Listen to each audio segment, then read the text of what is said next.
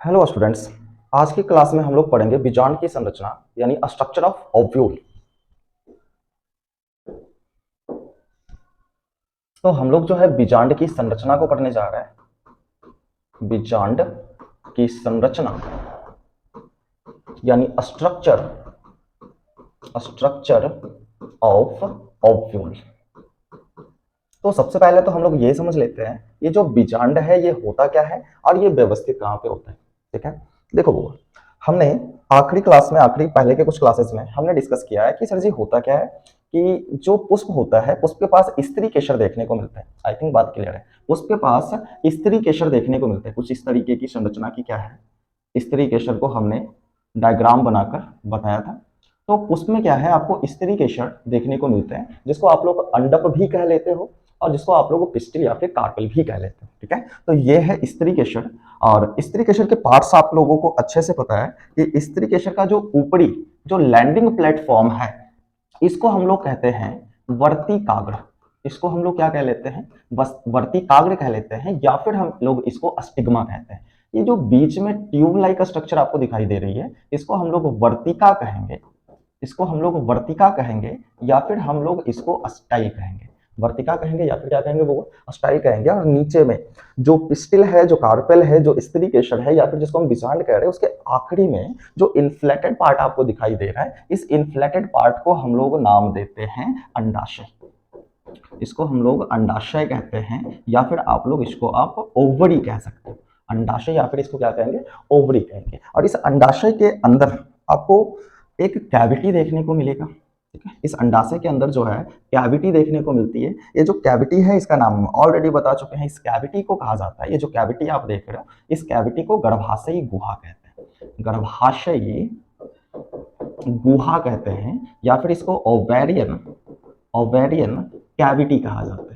गर्भाशयी गुहा कह लीजिए या फिर आप लोग इसको ओवेरियन कैविटी कह लीजिए। क्या ये ओवेरियन कैविटी खाली होता है? तो नहीं, इसके अंदर आपको जो है ना विशेष प्रकार की संरचना देखने को मिलती है। तो आप देखो कि एग्जैक्टली में होता क्या है कि ये जो आप गर्भाशयी गुहा देख रहे हो यानी ओवेरियन कैविटी देख रहे हो, इस कैविटी के अंदर की जो दीवार है ना, इस दीवार पर जगह जगह पर आपको जो है विशेष प्रकार के टिश्यू, विशेष प्रकार के ऊतक देखने को मिलेगा। जहां से क्या होता है कि गुरु बीजाणुधानी का निर्माण होता है। गुरु बीजाणुधानी का निर्माण होता है और उसी गुरु बीजाणुधानी और गुरु बीजाणुधानी से संलगित जो भी भाग होते हैं उसको हम लोग कंबाइनली बीजांड या फिर ओव्यूल कह लेते हैं। कुछ इस तरीके से ये जो विशेष प्रकार का जगह आप देख पा रहे हो ओवेरियन कैविटी की वॉल पे, इनर वॉल पे, वो जो ऊतक है ना उसको प्लासेंटा कहते हैं या फिर अपरा कहते हैं। और यहाँ से क्या होता है कि विशेष प्रकार की या विशेष संरचना की आपको जो है स्ट्रक्चर यहाँ से निर्मित होती है। कुछ इस तरीके से स्ट्रक्चर यहाँ पे निर्मित होती है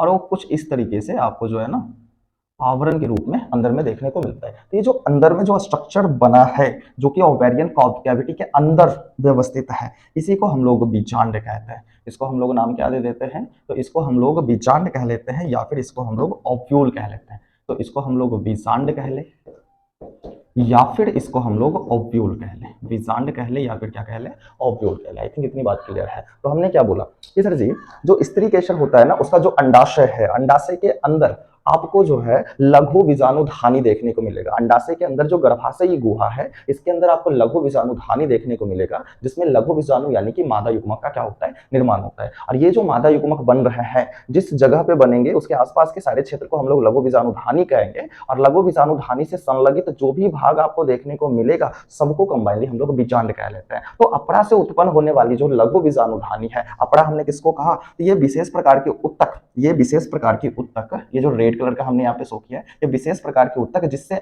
बीजांड का निर्माण हुआ है, जिससे गुरु बीजाणुधानी का निर्माण होता है उसको हम लोग अपरा कह लेते हैं या फिर प्लासेंटा कह लेते हैं।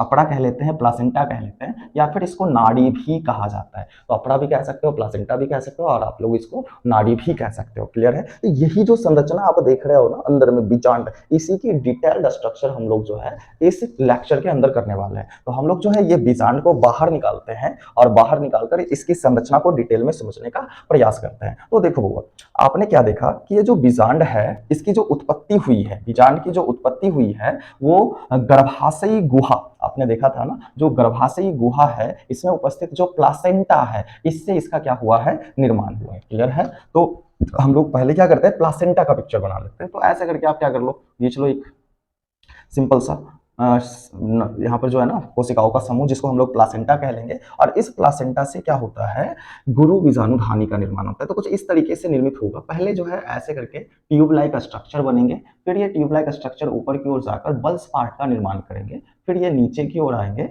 और नीचे की ओर आने के बाद फिर ये जो है प्रोटेक्टिंग लीफ का निर्माण कर लेंगे। ठीक है, कुछ इस तरीके से इस साइड भी इसी तरीके का काम होना है।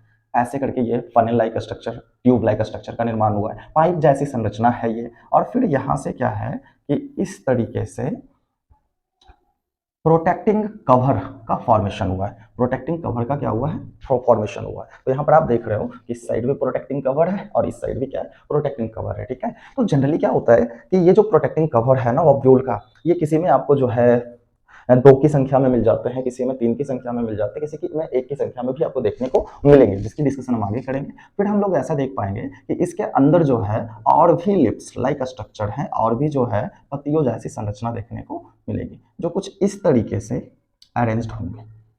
इस तरीके से क्या मिलेंगे आपको, अरेंज्ड देखने को मिलेंगे। इस साइड भी वैसे ही कुछ संरचना बनने वाली है। ऐसे करके क्या है, ये बाहर की ओर आएंगे और फिर से ये बेंड होकर फिर अंदर चले जाएंगे, और इस तरीके की आकृति का क्या करने वाले हैं, निर्माण करने वाले हैं। क्लियर है? उसके बाद फिर क्या आपको देखने को मिलेगा कि ये जो आवरण आपने देखा, इसके अंदर आपको विशेष प्रकार की कोशिकाओं का समूह देखने को मिलेगा। तो ऐसे करके विशेष प्रकार की पेरेनकाइमस कोशिकाओं का क्या मिलने वाला है, समूह मिलने वाला है। तो ऐसे करके विशेष प्रकार की पेरेनकाइमस कोशिकाओं का समूह व्यवस्थित मिलेगा आपको बीजांड के मध्य भाग में। ठीक है, और ये ऐसा पेरेनकाइमस कोशिकाओं का समूह होता है जो अपने अंदर बहुत सारा भोजन को इकट्ठा रखने का कार्य करता है। ठीक है, फिर आप क्या देख पाओगे कि इसके मध्य में एग्जैक्टली इसके जो है मिडिल में आपको एक सेल नजर आएगी। इसके जस्ट मिडिल में आपको एक कोशिका नजर आएगी। ये काफी बड़ी आपको दिखाई देगा, काफी स्पष्ट दिखाई देने वाला ये द्विगुणित कोशिका होगा। काफी स्पष्ट दिखाई देने वाला ये क्या मिलने वाला है, द्विगुणित कोशिका देखने को मिलेगी। तो एक टिपिकल अगर हम ऑब्यूल की बात करें तो उसमें आपको ये संरचना देखने को मिलता है। टिपिकल ऑब्यूल का जो स्ट्रक्चर है वो ऐसा देखने को मिलता है। अब ऐसा करते हैं कि इसके हर एक पार्ट को डिटेल में समझने का प्रयास करते हैं। ठीक है, तो हमने शुरुआत कहां से की थी, तो हमने शुरुआत किया था इससे। ठीक है, हमने शुरुआत इससे किया था। तो ये जहां से इस बीजांड की उत्पत्ति हुई है, इसको हम लोग कह लेते हैं अपड़ा, या फिर नाड़ी, या फिर प्लासेंटा। तो हम इसका नाम लिख लेते हैं, इसको हम लोग अपड़ा कहेंगे, या फिर इसको हम लोग नाड़ी कहेंगे, या फिर इसको हम लोग प्लासेंटा कहेंगे। अपड़ा कहेंगे, नाड़ी कहेंगे, या फिर क्या कहेंगे, प्लासेंटा कहेंगे। और इस प्लासेंटा से निकल रही है पाइप जैसी संरचना। ये जो ट्यूबुलर स्ट्रक्चर निकल रही है, ये जो ट्यूबुलर स्ट्रक्चर है, पाइप जैसी जो संरचना आपको देखने को मिल रही है, इस पाइप जैसी संरचना को क्या कहते हैं, इस पाइप जैसी संरचना को कहा जाता है बीजांड वृंत कहते हैं।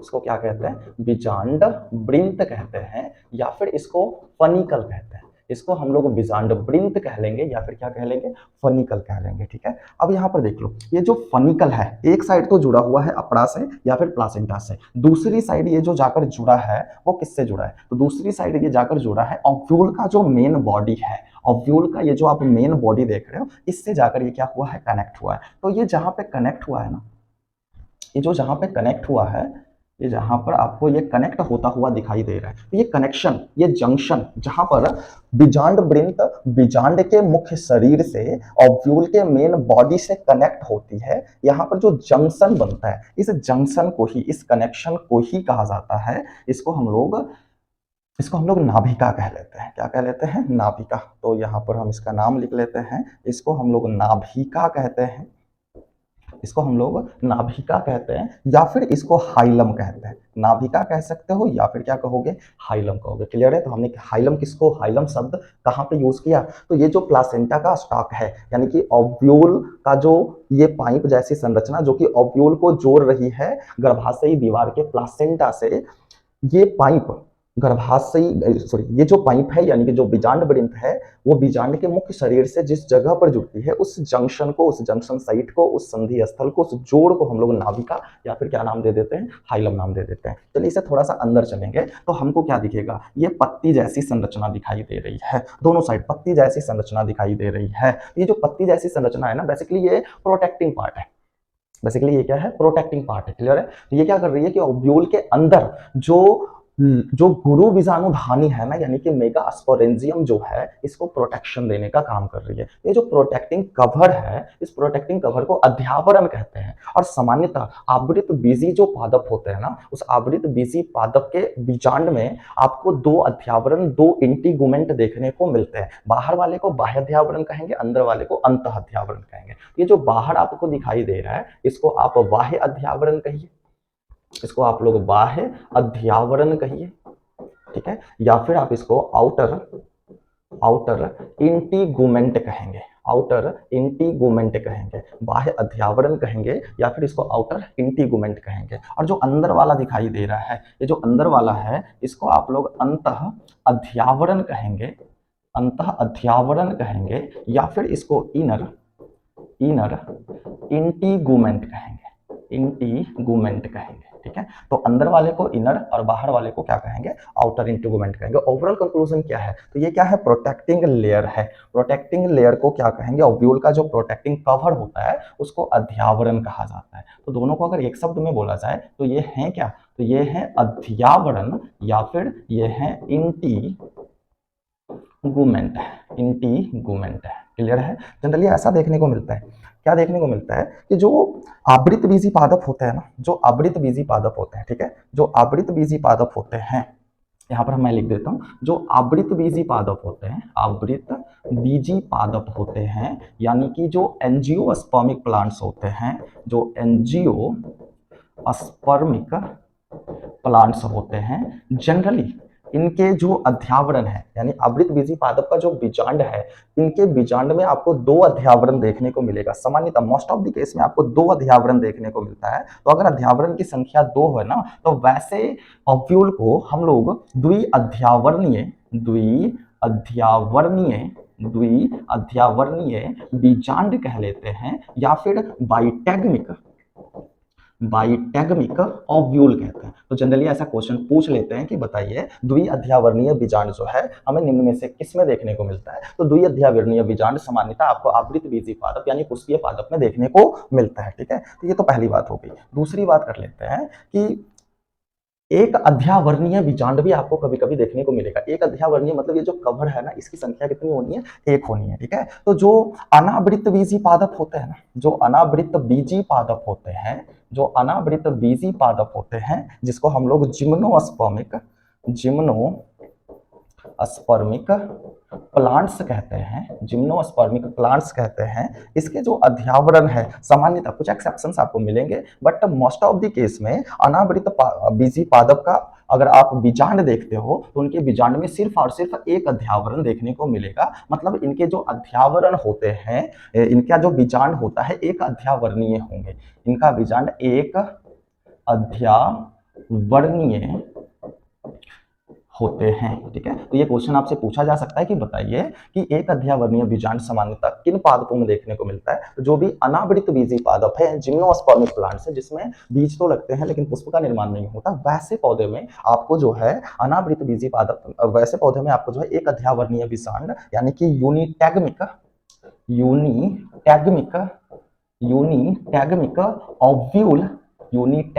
ओव्यूल देखने को मिलते हैं, ठीक है। हाँ, कुछ पौधे ऐसे भी होते हैं जिसमें आपको जो है दो से ज्यादा अध्यावरण देखने को मिलेगा, ठीक है। त्रिअध्यावरणीय बीजांड भी आपको देखने को मिल जाता है। तो यहाँ पर एक चीज आपको याद रखनी है कि जो लीची है ना, जो लीची है, ठीक है, जो लीची है इसमें आपको क्या देखने को मिलेगा। तो लीची बेसिकली क्या है, ये एंजियोस्पर्मिक प्लांट है बबू, ये एंजियोस्पर्मिक प्लांट है, ये आपको ध्यान रखना है, एंजियोस्पर्मिक प्लांट है। और इनका जो बीजांड होता है, यानी इनके पास जो बीजांड आपको देखने को मिलेगा, वो बीजांड होगा त्रिअध्यावरणीय। कैसा होगा, त्रिअध्यावरणीय बीजांड आपको देखने को मिलेगा, इसके अंदर त्रिअध्यावरणीय बीजांड देखने को मिलेगा। यानी कि आप कह सकते हो कि ट्राइटैगमिक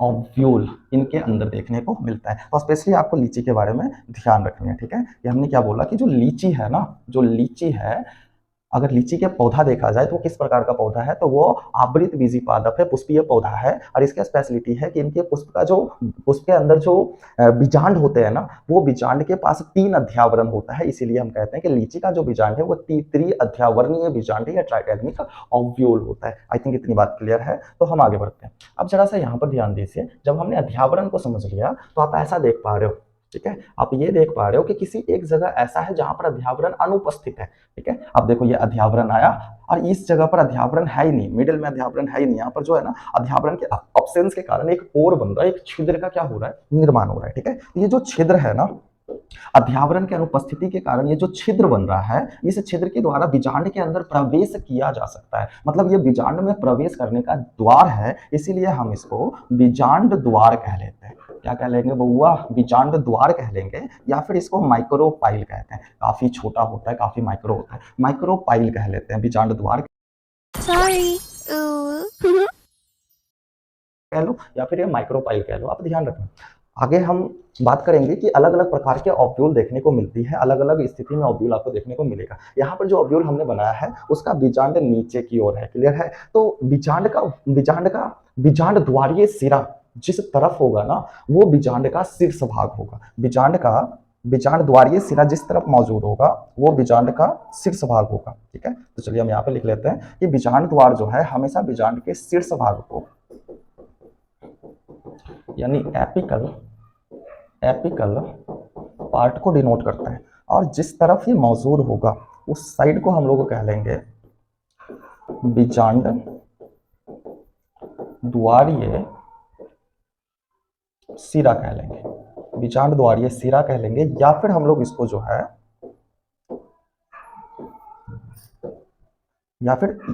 है, हम लोग बीजांड द्वारीय सिरा कह सकते हैं, या फिर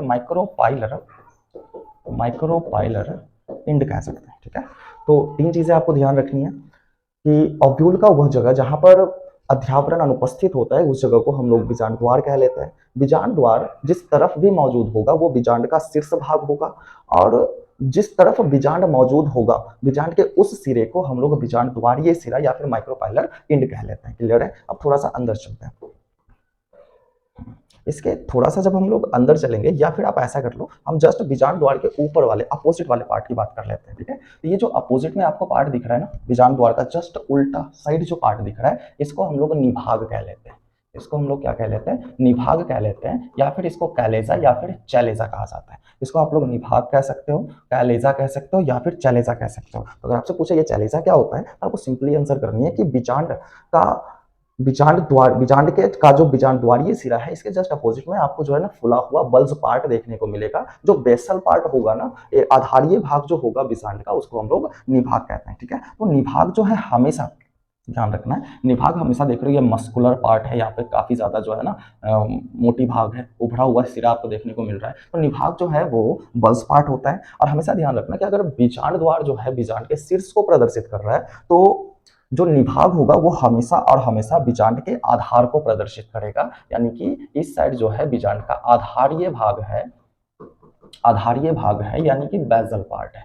आधारीय भाग है यानी क्या है वो, बेजल पार्ट है। और जिस छोर पर निभाग मौजूद होगा उस छोर को हम लोग नाम दे देते हैं, उस छोर को हम लोग कह देते हैं, क्या कह लेते हैं, तो उस छोर को हम लोग कह लेते हैं निभागीय सिरा कह लेंगे। या फिर इधर वाले छोर को हम लोग चैलेजल इंड कह लेते हैं। निभागीय सिरा कह लीजिए, या फिर इसको आप क्या कह लीजिए, चैलेजल इंड कह लीजिए, ठीक है। तो अभी तक हम लोगों ने क्या किया कि जो नीचे बीजांड द्वार था, बीजांड द्वार के अपोजिट में जो भाग थे जिसको हमने चैलेजा कहा। अब अंदर चलते हैं। तो अंदर चलेंगे तो हमने क्या किया, यहाँ पर येलो कलर से हमने डिनोट किया है। यहाँ पर कुछ पेरेनकाइमस, ये जो अध्यावरण है ना, अध्यावरण से ढका हुआ आपको पेरेनकाइमस कोशिकाओं का समूह देखने को मिल रहा है। ये जो पेरेनकाइमस कोशिकाओं का समूह है ना, ये जो पेरेनकाइमस कोशिकाओं का समूह है, इसको कहा जाता है बीजांड काय कहते हैं, या फिर इसको न्यूसेलस कहते हैं। बीजांड काय कहते हैं या फिर क्या कहते हैं, न्यूसेलस इसको कहा जाता है। ठीक है, ये बीजांड काय है या फिर इसको हम लोग न्यूसेलस कह लिए।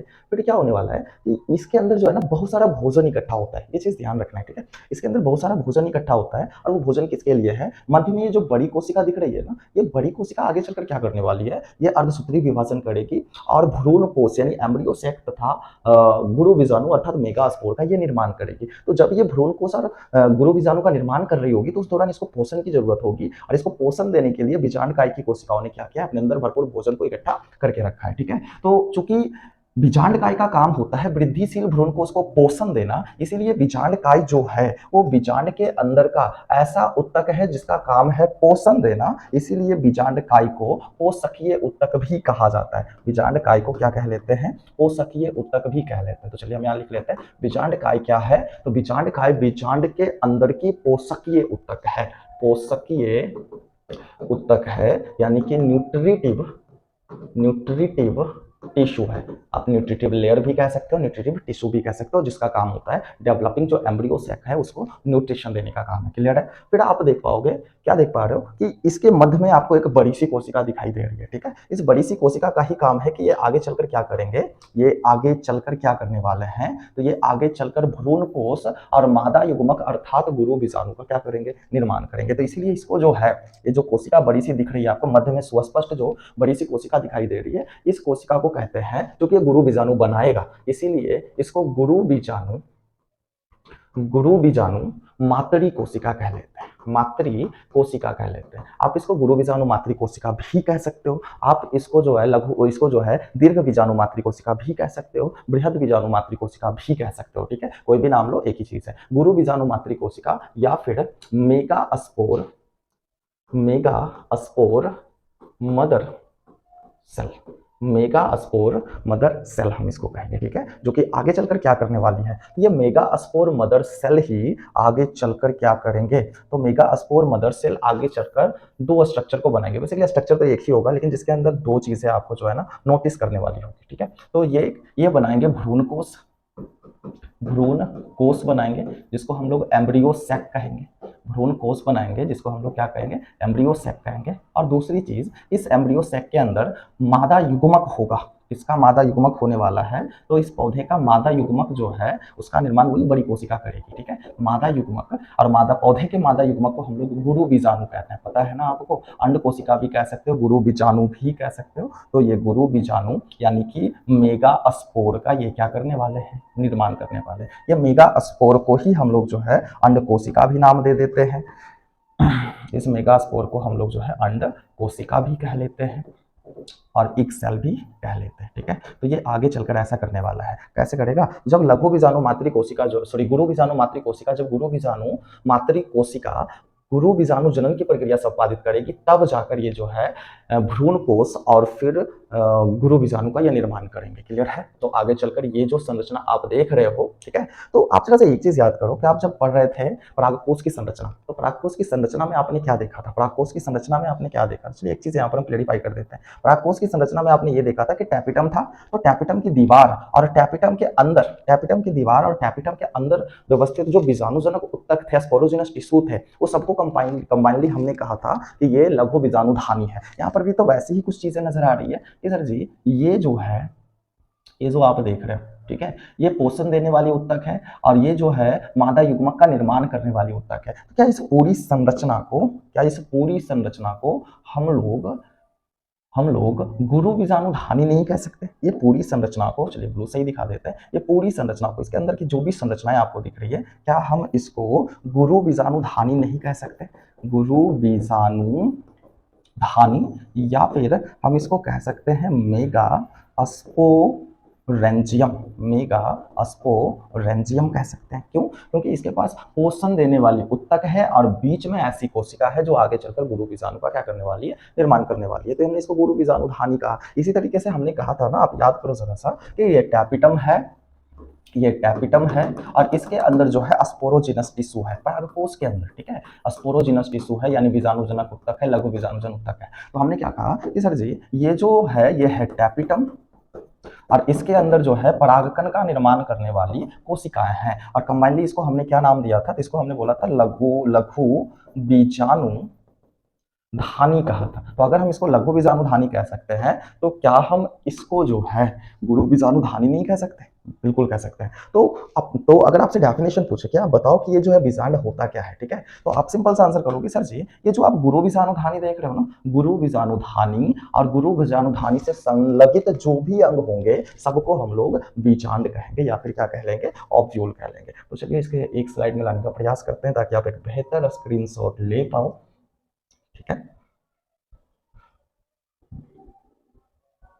एक मिनट होगा।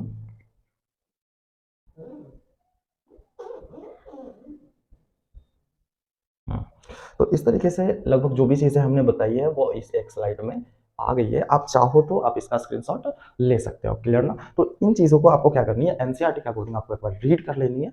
अगर कहीं पे दिक्कत होती है तो आप जो है कमेंट बॉक्स में पूछ सकते हो या फिर आप हमसे क्वेश्चन कर सकते हो। चलिए ठीक है, तब तक के लिए आप लोग पढ़ते रहिए।